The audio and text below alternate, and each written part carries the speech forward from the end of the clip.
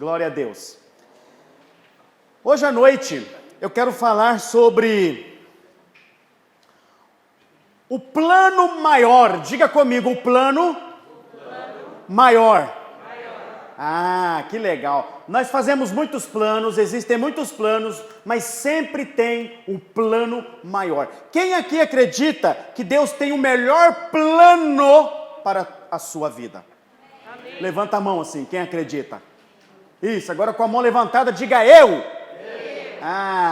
Eu creio, irmãos, que Deus tem o melhor plano para a minha vida, e eu creio que Ele tem o melhor plano para a tua vida. Esse pessoal jovem da Jocum que estão aqui, eles creem e eles vão mostrar isso, porque cada um saiu de sua cidade, longe, né? De Salvador, lá de Belém, onde Jesus nasceu. Saiu de lá e veio para cá para passar esse tempo, é porque tem um propósito diante do Senhor, é porque está pensando num plano maior para as suas vidas. Amém? Amém? E eu quero que você hoje à noite coloque no seu coração assim: Deus tem o melhor plano para a minha vida, e por isso eu vou agarrar, eu vou pegar, eu não vou soltar. Abra comigo 1 Coríntios capítulo 3. 1 Coríntios capítulo 3, nós vamos fazer a leitura desse capítulo maravilhoso, que diz assim, 1 Coríntios capítulo 3, é onde está o texto para a nossa mensagem desta noite, para a nossa reflexão, e nós vamos embora hoje. Você vai para a sua casa pensando assim: eu posso fazer muitos planos, mas os planos que eu faço são planos que vão ficar aqui, ou são temporários, efêmeros, né? Ou às vezes são até insignificantes. Mas Deus tem o melhor plano para a minha vida e eu quero entender esse plano e eu quero buscar esse plano. Você vai sair daqui hoje com esse pensamento. 1 Coríntios capítulo 3 diz assim: irmãos, não lhes pude falar como a espirituais, mas como a carnais, como a crianças em Cristo. Dei-lhes leite e não alimento sólido, pois vocês não estavam em condições de recebê-lo. De fato, vocês ainda não estão em condições, porque ainda são carnais. Porque, visto que há inveja e divisão entre vocês, não estão sendo carnais e agindo como mundanos? Pois quando alguém diz, eu sou de Paulo, e outro, eu sou de Apolo, não estão sendo mundanos?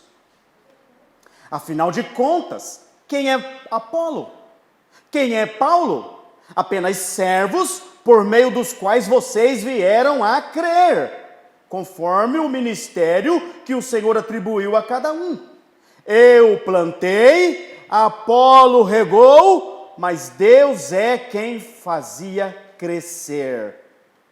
De modo que nem o que planta, nem o que rega são alguma coisa, mas unicamente Deus que efetua o crescimento. O que planta e o que rega tem um só propósito, e cada um será recompensado de acordo com o seu próprio trabalho. Pois nós somos cooperadores de Deus, vocês são lavoura de Deus e edifício de Deus. Conforme a graça de Deus que me foi concedida, eu, como sábio construtor, lancei o alicerce e outro está construindo sobre ele. Contudo, veja cada um como constrói, porque ninguém pode colocar outro alicerce além do que já está posto, que é Jesus Cristo. Se alguém constrói sobre esse alicerce, usando ouro, prata, pedras preciosas, madeira, feno ou palha, sua obra será mostrada, porque o dia a trará a luz, pois será revelada pelo fogo, que provará a qualidade da obra de cada um. Se o que alguém construiu permanecer, esse receberá recompensa. Se o que alguém construir se queimar, esse sofrerá prejuízo, contudo será salvo como alguém que escapa através do fogo. Vocês não sabem que são santuários de Deus e que o Espírito de Deus habita em vocês? Se alguém destruir o santuário de Deus, Deus o destruirá, pois o santuário de Deus, que são vocês, é sagrado. Não se enganem, se algum de vocês pensa que é sábio segundo os padrões desta era, deve tornar-se louco, para que se torne sábio. Porque a sabedoria deste mundo é loucura aos olhos de Deus, pois está escrito, ele apanha os sábios na astúcia deles. E também, o Senhor conhece os pensamentos dos sábios e sabe como são fúteis. Portanto, ninguém se glorie em homens, porque todas as coisas são de vocês. Seja Paulo, seja Apolo, seja Pedro, seja o mundo, a vida, a morte, o presente ou o futuro, tudo é de vocês, e vocês são de Cristo e Cristo de Deus. Vamos repetir novamente? Seja Paulo, seja Apolo, seja Pedro, seja o mundo, seja a vida, a morte, o presente ou o futuro, tudo é de vocês, e vocês são de Cristo e Cristo de Deus. Amém? Pastor, nós lemos um capítulo, exatamente. Deixa eu falar um contexto aqui do que está acontecendo. A igreja de Corinto recebe essa carta de Paulo.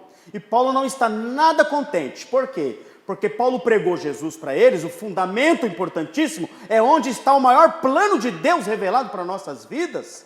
Aí o que acontece? Num dado momento, eles param de crescer, eles param de buscar o conhecimento, de buscar a Deus, aí eles começam a se tornar carnais, um olhando para o outro, um com rixinha do outro, problemas aqui, problemas ali, a ponto de formarem panelinhas. Aí um dizia assim, eu prefiro Paulo, como pastorzão. O outro, não, é melhor o Apolo de Alexandria. Ele é muito mais não sei o quê, tem a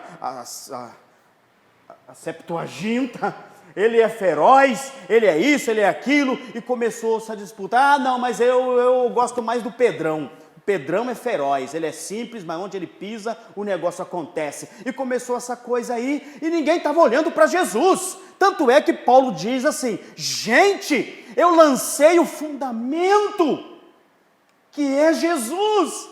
E ninguém pode lançar outro, ou seja, Paulo, Apolo, Pedro, não podem ser fundamentos da vida de vocês, porque senão só vai haver frustração.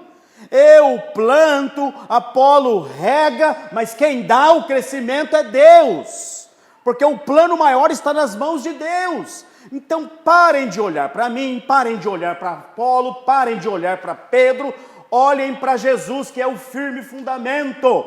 Eu lancei este fundamento e vocês não estão firmes nele.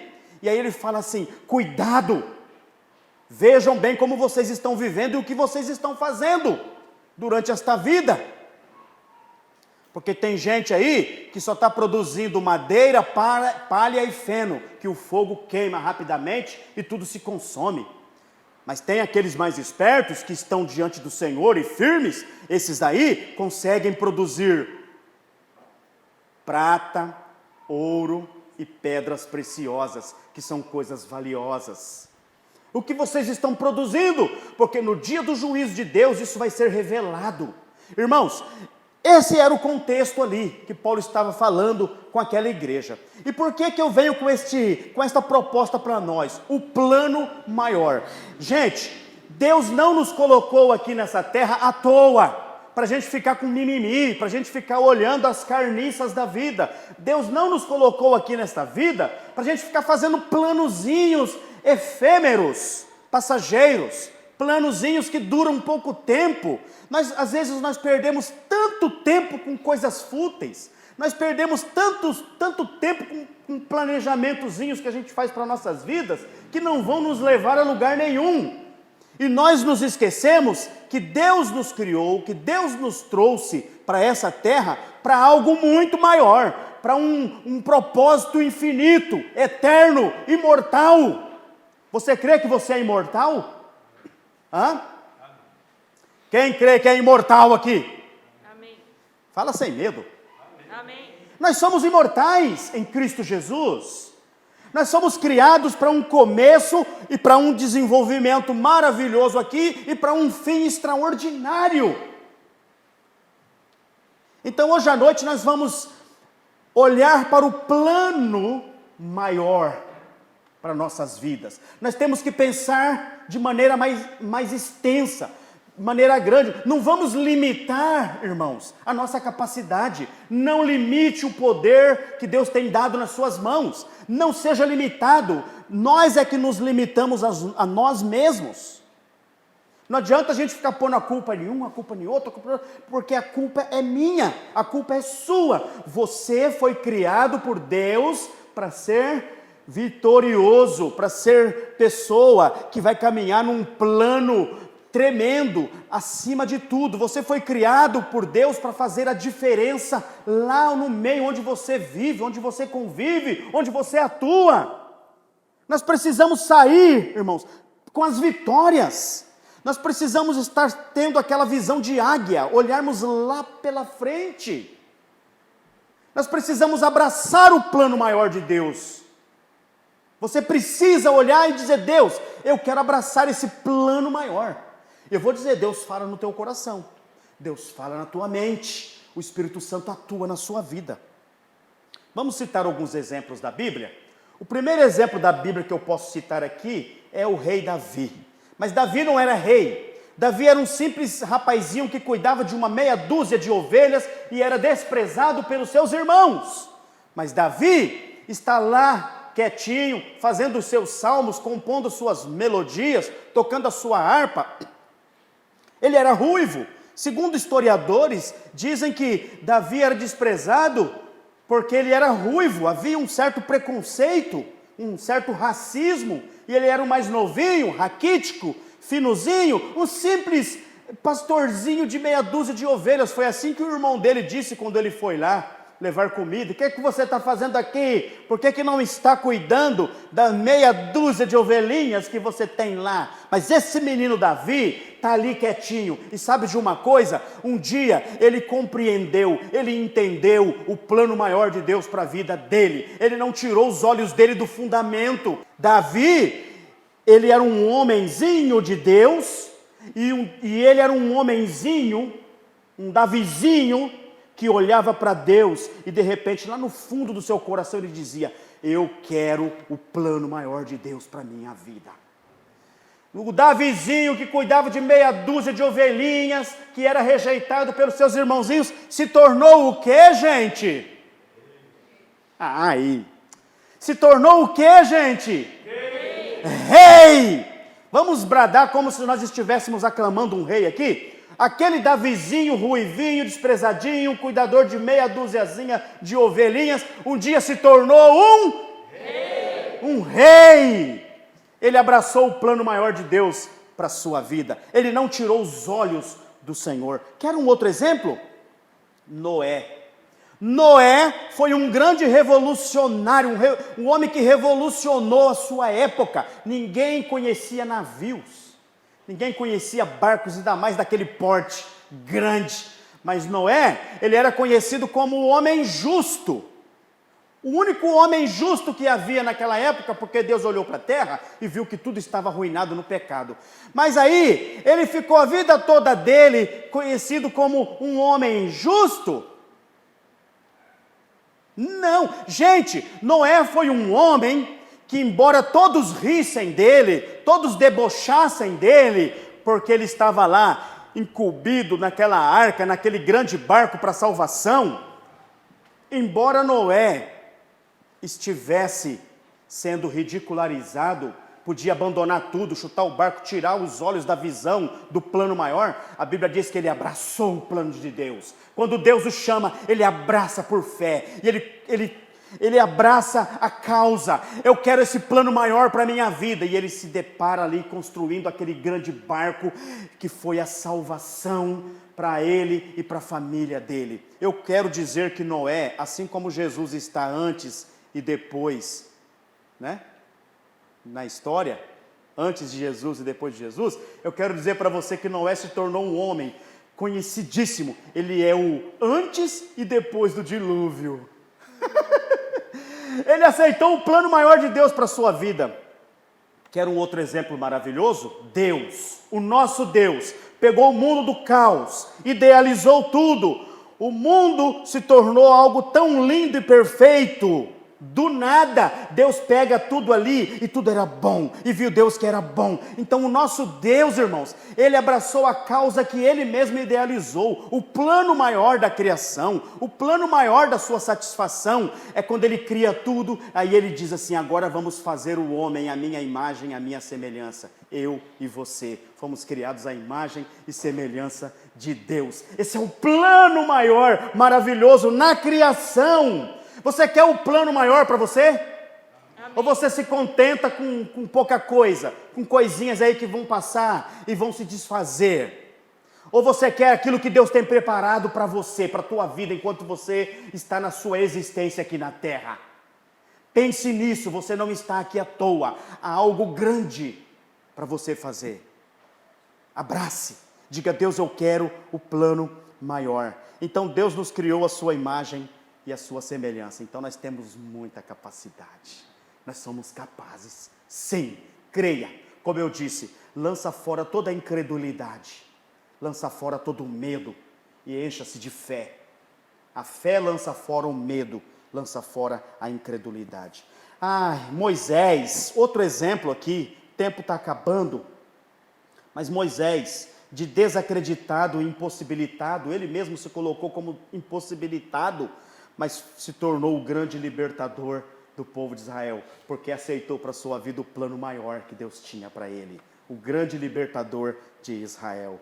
E por que não falarmos de Daniel, aquele que colocou no seu coração não se contaminar com as iguarias do rei lá na Babilônia, se manteve santo, puro, fiel, abraçou para a sua vida o plano maior de Deus, de santidade, de pureza, de poder, de sabedoria, e foi um dos profetas mais importantes da Babilônia, que a Babilônia já teve, um homem de Deus, um homem que ficou na história, aquele que orava e o anjo descia voadamente rápido. Voadamente rápido. Existem palavras coloquiais, né? Maravilhoso. E por que não falarmos de Josué? Josué não ficou... Ele se chamava Oséias, tá? Josué, o grande general do exército de Deus, aquele que fez o povo entrar na terra prometida, né? O Josué antes, ele se chamava Oséias. Oséias significa salvação, mas salvação não vem de homem nenhum. Aí Deus, quando pede para Moisés consagrar o Oséias como seu sucessor, não é? Então Deus fala, muda o nome dele de Oséias para Josué, porque Josué significa Deus é a salvação. Deus é a salvação.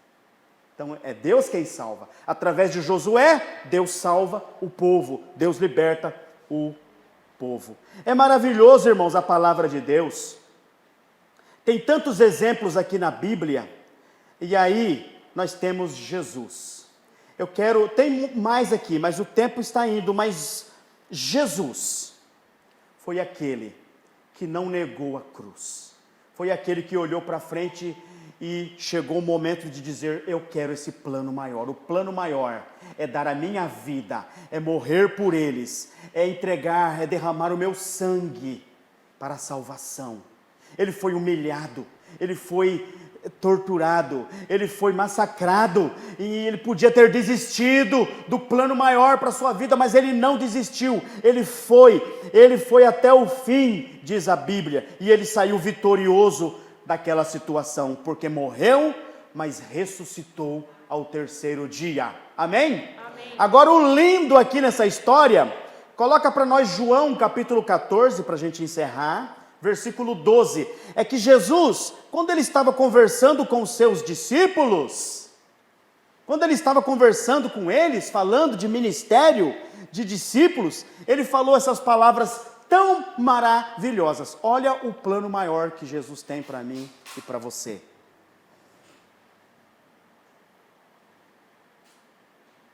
João 14, 12. Olha lá, para a gente finalizar. Na verdade, eu vos digo que aquele que crê em mim também fará as obras que eu faço. E as fará Vamos terminar bem com bastante força. E as farás maiores. Aleluia! E as farás maiores do que estas, porque eu vou para meu Pai. Você sabe o peso dessas palavras? O próprio Jesus está dizendo assim: o plano que eu tenho para a vida de vocês é que vocês farão obras maiores do que essas que eu estou fazendo. Aí você pergunta, mas eu tenho poder para ganhar da capacidade de Jesus? É Ele que está falando ali. Sabe por que nós podemos fazer obras maiores do que a de Jesus? Porque Ele estará em nós. Ele está, aliás, em nós. É através dele, é por ele, com ele que nós podemos fazer obras maiores. Jesus formou um grupo de 12 que revolucionou o mundo, mas nós podemos formar grupos de milhares hoje porque ele nos dá essa capacidade. Esse é o plano maior de Deus, irmãos. Mas Paulo falou assim: ninguém pode lançar outro fundamento além do que foi lançado, o qual é Jesus. Se nós estamos fundamentados em Jesus, o plano maior é nosso. Fica de pé no seu lugar. Fica de pé e diga: Deus, vamos dizer bem forte: Deus, eu quero para a minha vida o plano maior. Eu quero viver debaixo da tua graça. Aleluia, glórias a Deus. Pai, obrigado por essa